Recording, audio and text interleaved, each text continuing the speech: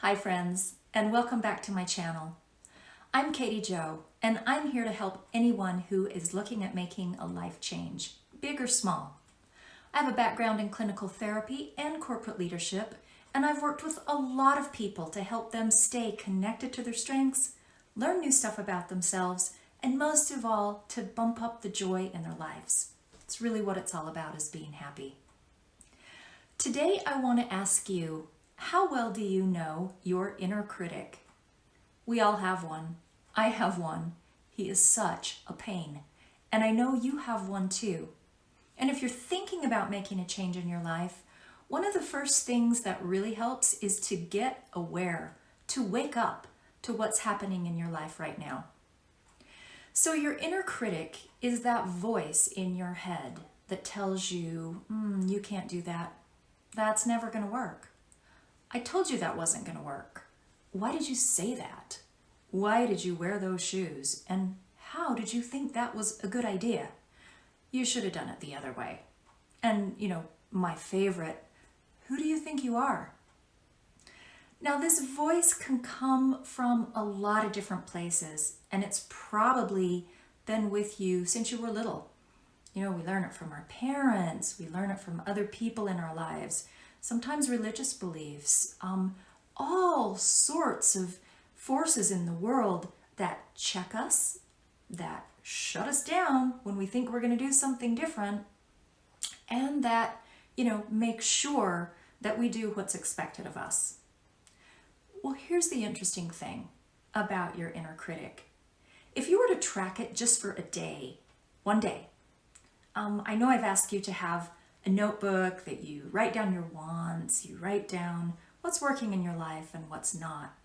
And if I were to ask you to make a mark in that notebook every time your inner critic popped up in a day, I think it would be near impossible because the chatter is ongoing. And here's the other thing.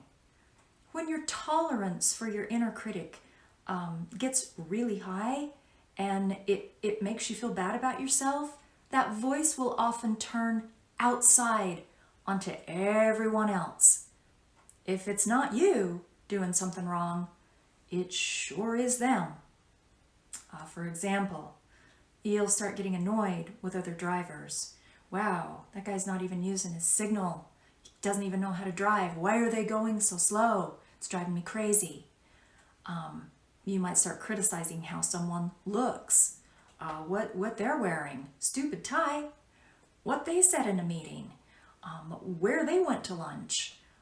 Whatever it is, it's either on you or it's on them. Now, there are a couple of ways I have dealt with this in my life. My inner critic is just so annoying, but this has helped me a little bit, and I've suggested that other people try the same thing. Might work for you too. The first thing I do is to see my inner critic as an entity that's outside of me. That helps me know that it's not, doesn't have any more validity than anything I might think, and also it's external, so this thing doesn't really get me and know my complete thought process. So that helps me. The other thing is when I hear it going on, and I've gotten used to noticing when it's going off now, that I'm able to say, just go sit down. No one really asked you. It helps me feel like I'm in charge of my life, like he's not controlling me. My inner critic happens to be a he. I'm not sure why, but he is. Like, he's not in control, I'm in control. I heard you, I don't agree with you. Shut it. So it might help you too, whatever it takes to increase your awareness of your inner critic. Are there certain times that it just pops up?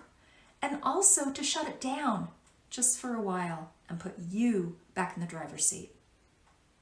Hey, thanks for joining me today.